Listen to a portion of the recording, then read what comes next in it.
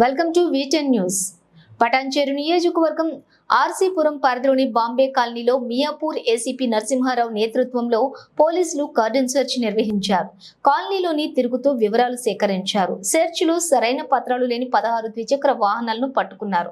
ఒక బెల్ట్ షాపుపై నిషేధిత గుట్కా అమ్ముతున్న షాపులో గుట్కా ప్యాకెట్లు స్వాధీనం చేసుకున్నారు. ఈ సందర్భంగా ఏసీపీ నరసింహారావు మాట్లాడుతూ స్లమ్ ఏరియాలోని ఎలాంటి అవాంఛనీయ సంఘటనలు కూడా అసాంఘిక కార్యకలాపాలు జరగకుండా చూడటమే ముఖ్య ఉద్దేశం అన్నారు.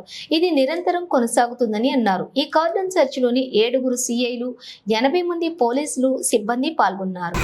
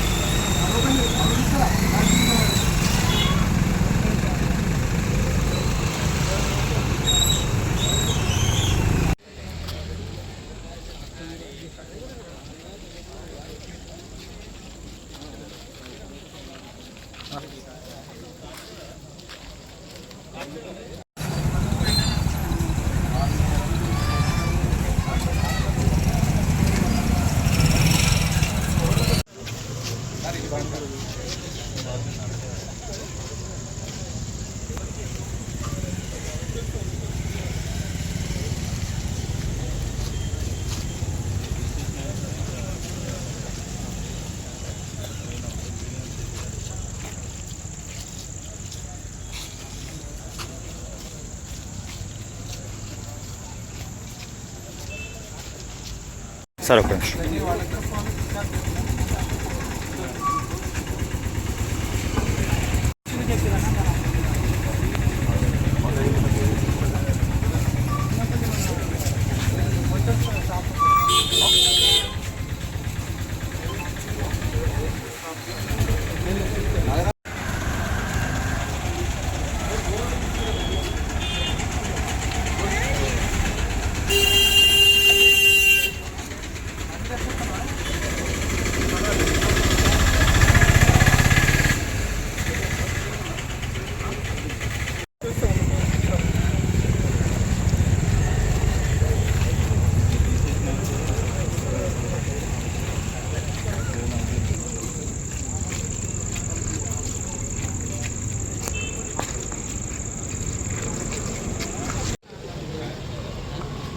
సిపి గారు అదేవిధంగా డీసీపీ గారి ఆదేశాల మేరకు మియాపూర్ డివిజన్లో ఈ కార్డన్ సెర్చ్ ఆపరేషన్ చేయడం జరుగుతుంది.